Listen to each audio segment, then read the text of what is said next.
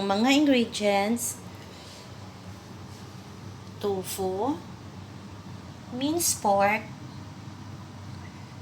black pepper, cornstarch, light soy sauce, oyster sauce, garlic, at saka chili. Yung chili po is optional. Kung ayaw nyo ng maanghang, pwede nyo ding wag lagyan. Yung minced pork, marinated na po siya ng light soy sauce, minced garlic, black pepper, at saka konting cornstarch. Ito naman yung tofu. Ready to pan fry na siya. Nilagyan ko siya ng cornstarch para hindi siya dumikit. At saka soft tofu kasi yung nabili ko, kaya medyo nasira siya. Kaya good luck na lang later. Kaya ready na silang lutuin. Po, pan fry the tofu. Dapat maging golden brown siya. Sana hindi siya tumikit.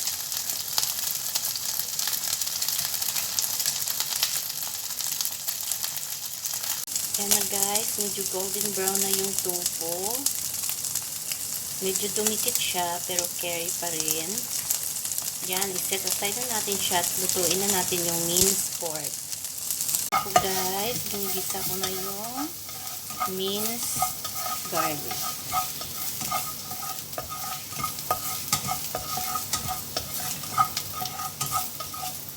Yan, pabanguhin muna natin bago ilagay yung minced pork.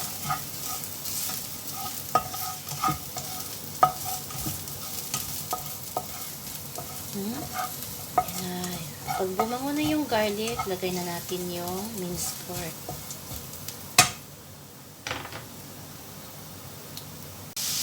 Ito na po, nilagay ko na yung minced pork. Yan. Isa-isa hanggang sa maluto. Tapos lagyan natin ng thickening sauce. So ito na po yung thickening sauce ko. Water, cornstarch, at saka oyster sauce. At saka may chili ako. Pero sabi ko kanina, optional yung paglagay ng chili. Depende kung gusto nyo ng maanghang.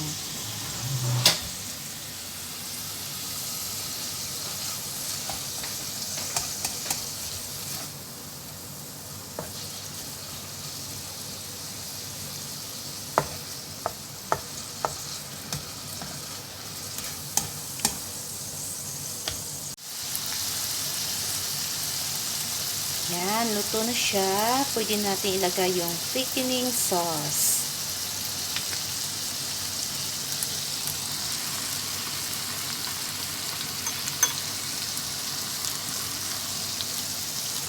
Yan.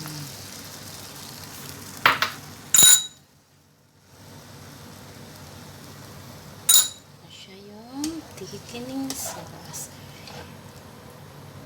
Pakuluin muna natin siya hanggang sa lumapot.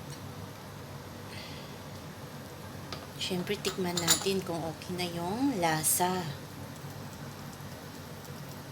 Yan, higher fire muna natin.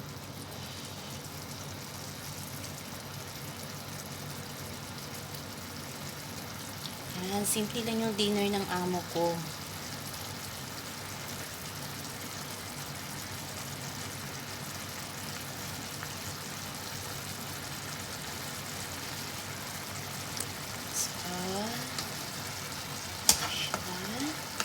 Yan, medyo lumalapot na siya. Takpan natin ng 1 minute.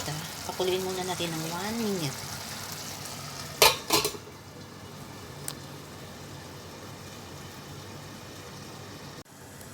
Yan, after 1 minute, iksan natin. Yan, ready na siya. Parang malapot na. Yan, malapot na siya.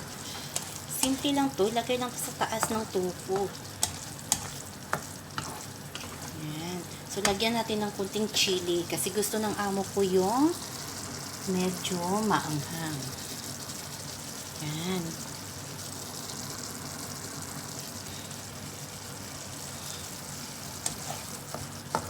So, So, ready na siya. So, lagay na natin sa taas ng tofu. Medyo di maganda yung nabili kong tofu kasi soft tofu. So, dapat yung bilhin ko yung pang fry na tofu, yung hard tofu kasi wala dito sa supermarket. Kaya medyo di maganda yung tofu ko. See? Nasira. Pero okay lang. Carry pa din. Importante yung lasa. Ito na, lagay natin sa taas ng tofu. Dapat matabunan talaga yung buong tofu.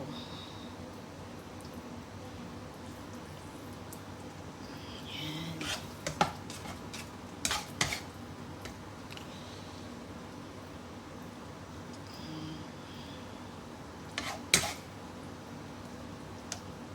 Yan. Dapat matabunan siya para yung maging malasa mamaya yung tofu.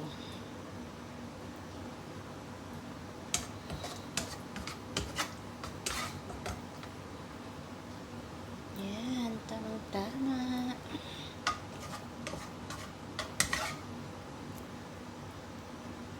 Yan, medyo nalagdag pa yung sauce ko.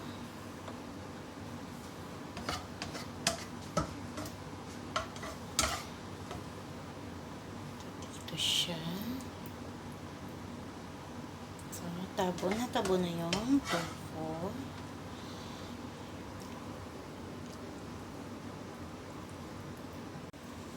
So, diba guys, ang dali lang.